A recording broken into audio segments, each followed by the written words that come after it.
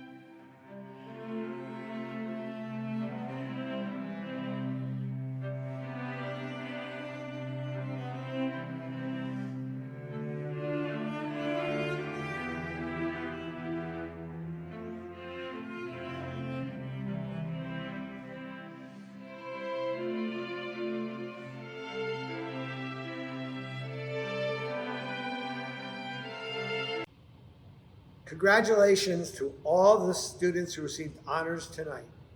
We wish all of us could be sitting together cheering each other on, but in our hearts, I know we're doing just that.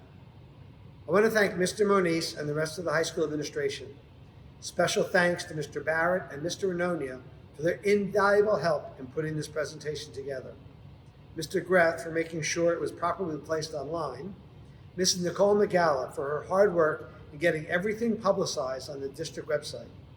Special thanks to Mr. Joella, the Assistant Director of Visual Performing Arts, for his help throughout the year.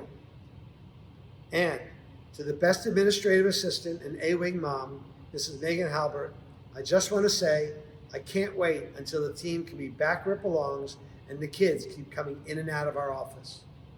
To all of you who have taken the time to attend this virtual awards ceremony, thank you for being here.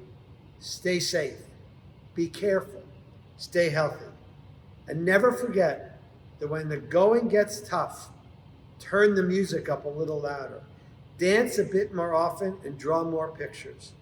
You'll be surprised at the results. Have a wonderful evening. Peace.